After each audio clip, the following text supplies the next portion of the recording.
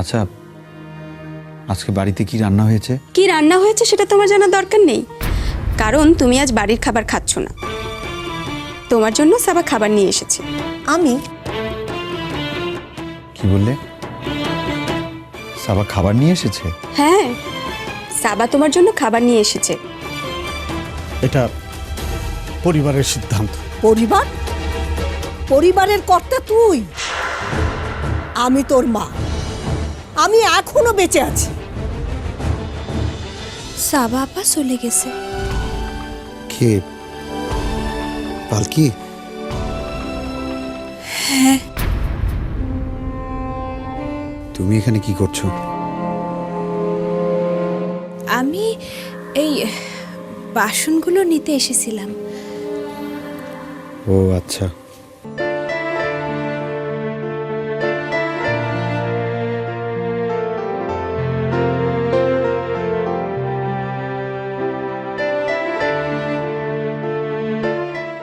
কেমন লাগলো সাবা আপার হাতের রান্না? দারুণ খেয়েছি, অবিকল তোমার রান্নার স্বাদ। ঠিক তুমি যেমন রান্না করো সেই রকম। কয়দিন পর আবার বলবেন না যেন সাবা আপাই অবিকল পালকি। কি বলতে চাইছো তুমি? কিছু না। শোনো, যে তুমি কিন্তু এখনো আমাকে বলনি জুতোটা কার।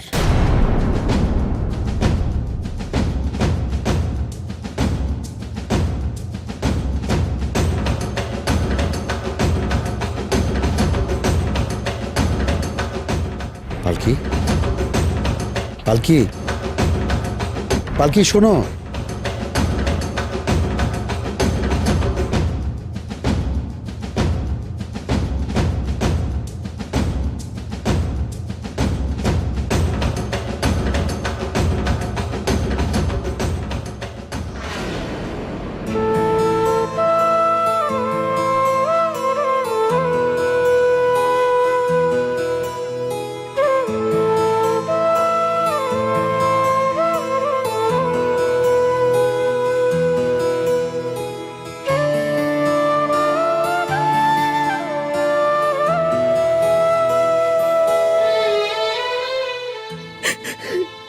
সাবা কি হলো?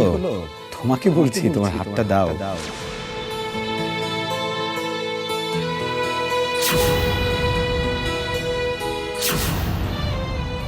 এই তো, এই তো তোমার হাত।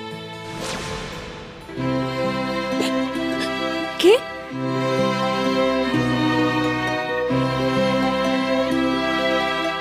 দাদি আপনি? হ্যাঁ, লুকিয়ে লুকিয়ে শুধু চোখের পানিই ফেলবি। তবু একবার দাঁড়িয়ে বলবি না যে তুমি আমার দিকে একবার তাকাও, তাকিয়ে দেখো। আমার চোখে শুধু তোমার জন্যই ভালোবাসা। কেন একটা বাইরের মেয়ে তোর স্বামীর ঘরে বসে থাকবে? কেউ মানুক আর না মানুক, তুই আর সোহেল তো জানিস তোরা স্বামী স্ত্রী। তাহলে কিসের এত দূরত্ব? আর চুপ করে থাকলে চলবে না পালকি। আমার দিকে তাকা, তাকা আমার দিকে। সত্যি করে বলতো, জুতুর ব্যাপারটা কি? সে রাতে তুই কোথায় ছিলি? তুই কেন সোহেলকে সত্যিকারে বলছিস না? অনেক প্রশ্ন সোহেলের মাথায় জমা হচ্ছে। তুই সামনে গিয়ে সত্যি করে সব কথা বলে দে। আমি তোমাকে নির্মাণ সারা বাংলাদেশের সামনে তোমার পরিচয় ঘটিয়ে দেব। সবার মুখে থাকবে একটি নাম, পালকি নয়, অধরা মাধুর। আর সেই অসংখ্য মানুষের মধ্যে থাকবে একজন সোহেল, যে তোমার পেছন পেছন ছুটবে উল্কার। না দাদি, এত সহজে আমি হাল ছাড়ব না। মানে একদিন একদিন এমন দিন আসবে যখন সোহেল সাহেবকে নিচে থেকে পালকির কাছে আসতে হবে। পালকি যাবে না। যখন সে বুঝবে পালকি তার আসল সঙ্গিনী, তার স্ত্রী, তখন সোহেল সাহেবকে নিচে থেকে আমার কাছে আসতে হবে। তখন সে কোনো বাধা মানবে না। সব বাধা ভেঙে সে তার পালকির কাছে আসবে, তার পালকির কাছে আসবে। আর যদি দেরি হয়ে যায়?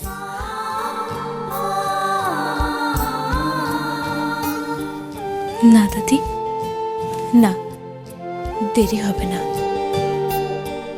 আমার পূর্ণ বিশ্বাস আছে। তুই বুঝতে পারছিস না, সামনে ওদের বিয়ে হবে, জোর করে বিয়ে দেওয়া হবে।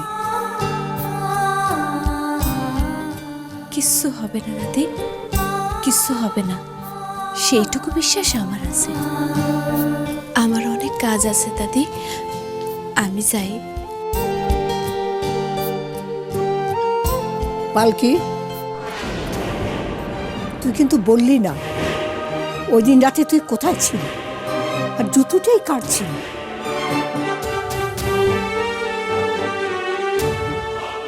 এই একটা প্রশ্ন আমারে বারবার জিজ্ঞেস করে বিব্রত করবেন না দাদি।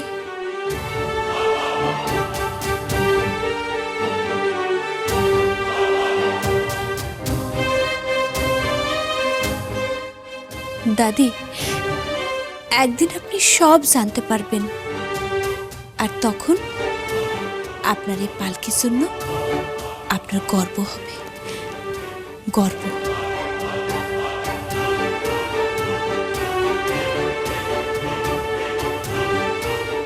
আল্লাহ তাআলা যেন তোর ভালো করে পালকি।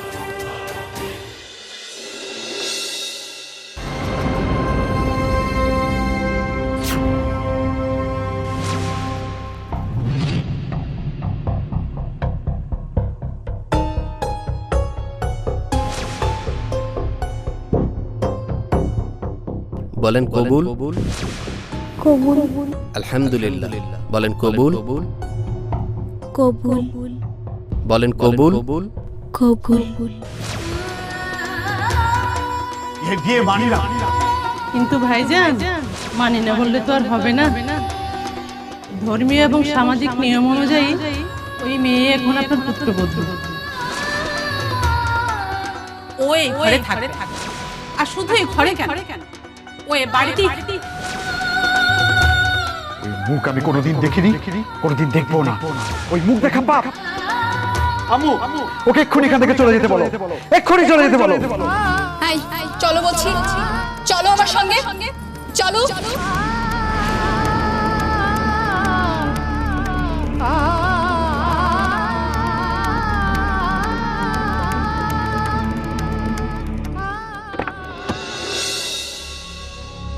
কে?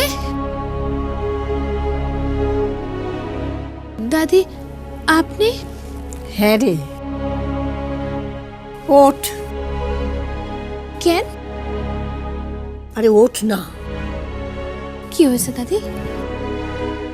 আজ আমি তোকে নিজের হাতে সাজাবো। মানে দাদি, আপনার কথা আমি কিছু বুঝতে পারতেছি না। তোকে বুঝতে হবে না, আজ আমি নিজের হাতে তোকে নববধূর সাজে সাজাবো। তারপর তোকে এই সাজেই সোহেলের ঘরে পাঠাবো। কি বলছেন দাদি? এত রাতে আমি সোহেল সাহেবের ঘরে যাব? হ্যাঁ যাবে। আর সোহেল সাহেব কি রে, ও তো স্বামী, নিজের অধিকার আদায় করতে শিখে। না না দাদি, এটা ঠিক হবে না। উনি যদি বাধা দেন, যদি চিৎকার করেন, তখন বাড়ির সবাই আমারে ভুল বুঝবে। বুঝুক ভুল, আমি নিশ্চিত সোহেল বাধা দিবে না। সোহেলের মুখে চোখে আমি তোর জন্য দুর্বলতা দেখেছি।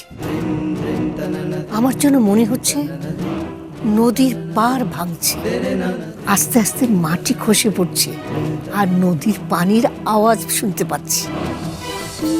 সে পানি ভালোবাসার, প্রেমের। সোহেলের মনের পার ভেঙে গেছে, ও তোকে ভালোবাসছে। দাদি চল চল, ওঠ তো, ওঠ না, না দাদি, ওঠ ওঠ, আয় আয় বলছি, ওঠ।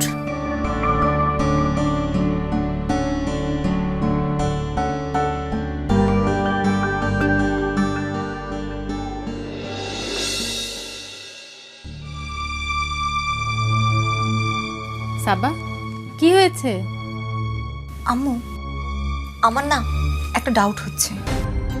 কি ডাউট হচ্ছে? সোহেলকে একা ঘরে রেখে এলাম, অন্ধকার ঘর। সোহেল পালকির হাতকে মনে করে আমার হাত, সোহেল পালকিকে মনে করে আমি।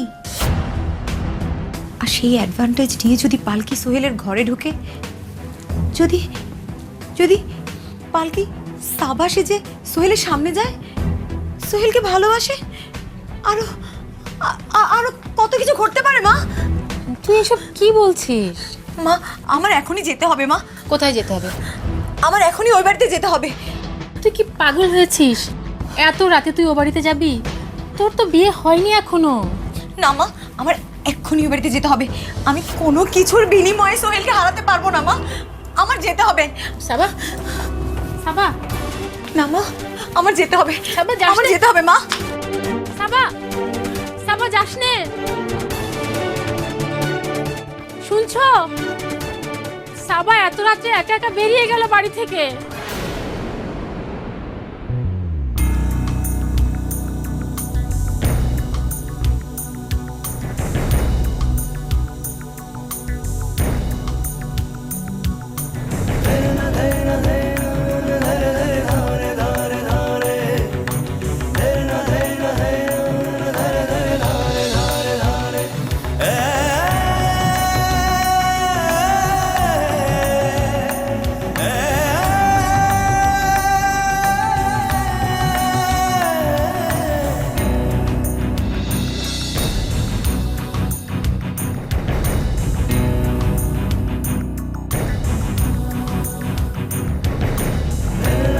যা, এবার নিজের অধিকার ছিনিয়ে নিতে শেখ। যা। আমি আমার অধিকারও অন্য কারো হাতে ছাড়বো না। এই জীবনে সোহেল শুধুই আমার। এই জীবনে সোহেল তোর। যা, বাকিটা আমি বুঝে নেব। যা।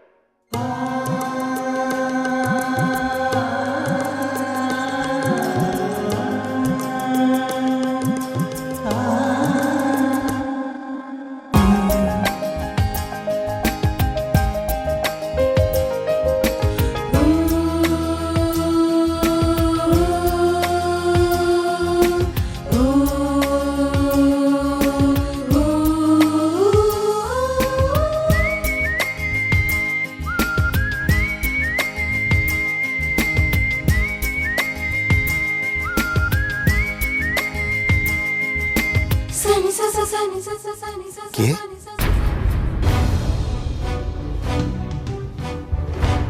সাবা, সাবা, তুমি এত রাতে এখানে?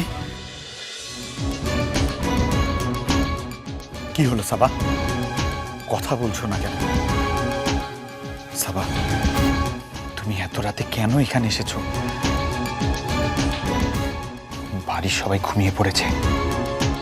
তারা যদি জানতে পারে তুমি এখানে এসেছো, তারা ভুল ভাববে, ভুল বুঝবে। সাবা,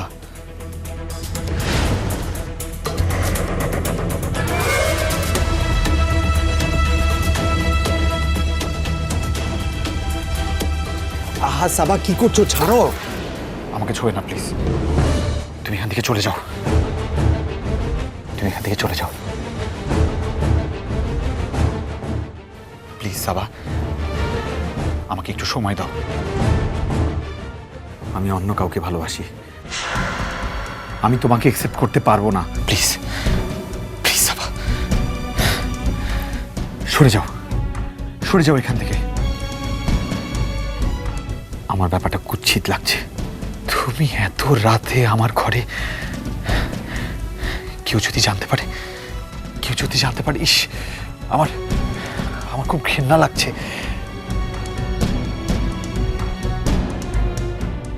আমি তোমাকে ভালোবাসি। না না, ছাড়ো না, তুমি আমাকে ভালোবাসার কথা বলবে না। আমি একজন বিবাহিত পুরুষ, তুমি আমাকে ভালোবাসার কথা বলতে পারো না। প্লিজ তুমি চলে যাও, চলে যাও তুমি।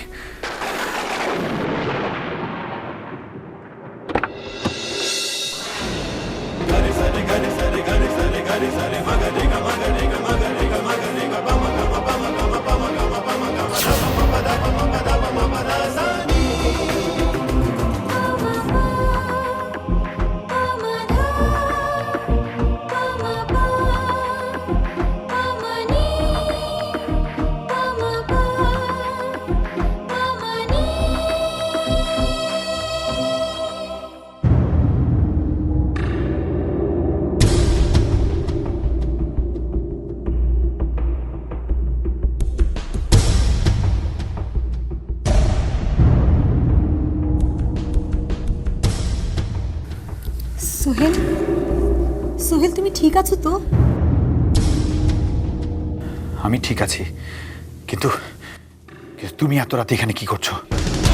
তুমি চলে যাও, তুমি চলে যাও সাবা। তুমি আমার কাছে আসবে না, তুমি আমার কাছে আসবে না, তুমি আমাকে ছোবে না সাবা, প্লিজ।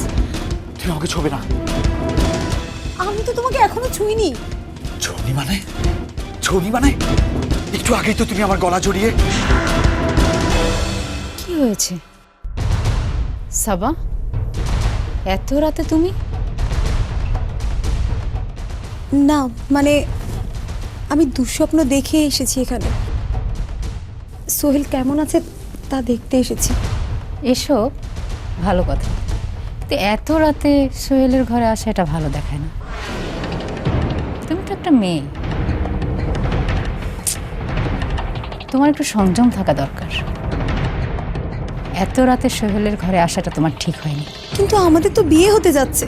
হতে যাচ্ছে তো এখনো তো হয়নি। ভাগ্যিস তোমার বাবা সময় মতো ফোন করেছিলেন। বাবা? আব্বু? আব্বু ফোন দিয়েছিল? উনিই তো ফোন করে বললেন যে আমরা যেন তোমাকে ভুল না বুঝি, চলে এসো। এই রকম ভাবে সাজগোজ করে নিজেকে কি আমার ছেলের কাছে তুলে ধরতে চেয়েছিলে? তুমি কি বাজারের পণ্য?